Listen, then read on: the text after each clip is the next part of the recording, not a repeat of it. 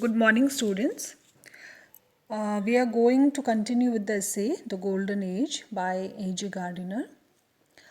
Now, as we studied the previous day, that the writer thinks that there is no golden age as such. There are certain people who are satisfied with the times that they live in, and certain people who are not satisfied with the times that they live in, and they keep craving for some ideal golden age, which is actually not there. It is just a concept like utopia. So, continuing with our essay, the writer gives the examples of two historical characters and he makes his point. He says, I fancy little Tish would have found the world as amusing as a country fair if he had lived in the Rome of Caligula, and I'm sure that Carlyle would have found it as sad as a funeral if he had lived in the Garden of Eden. Happiness is not the copyright of anyone. It cannot be obtained by the meritorious or the virtuous. Happy go lucky people who take life lightly and indifferently get the most fun out of it.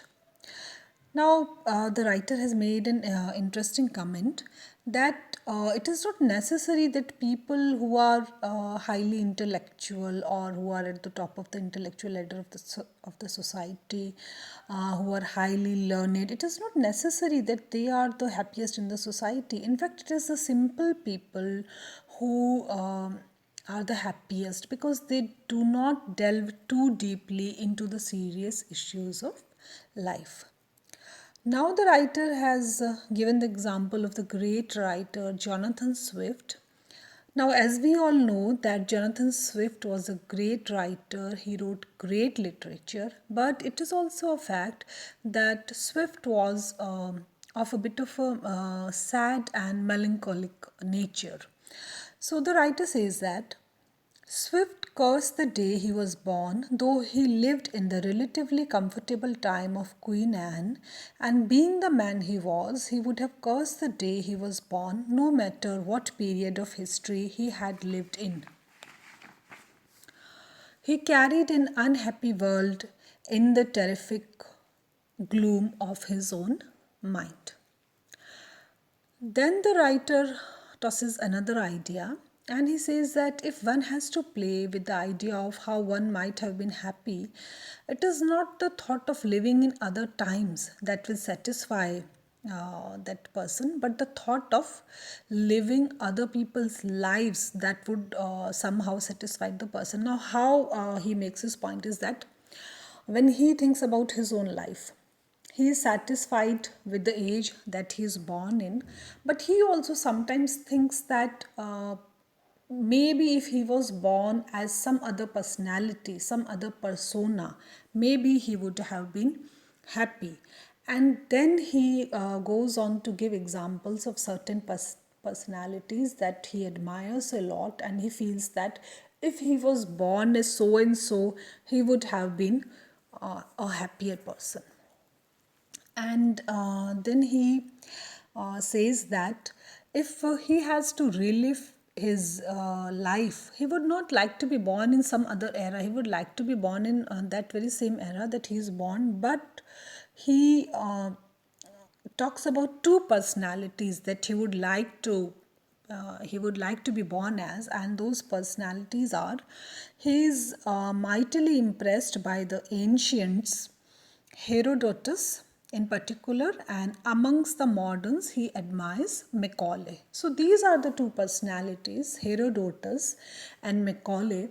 Because of the great qualities that they have, the writer says that maybe he would have been happier if he was born as these personalities. So this is also an observation on the part of the writer that certain people have this if they are not satisfied with their own life, or say they highly appreciate some other personality, then they sometimes think that if they were born as that particular personality, they would be able to lead a happier life and make more observations of life.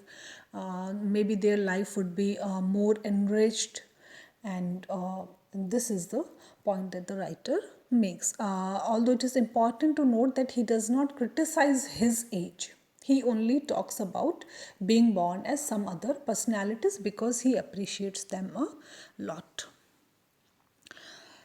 And then the writer sums up the essay in the following manner. There never was a golden age in which happiness was the universal portion, nor one in which it was denied to those who had the gift within. It is a personal affair, not an affair of time, place, or condition. And if we are sad, it is idle to lament that we were not born in days when we could have been merry. Panza is happy in any age, and Don Quixote is always sorrowful.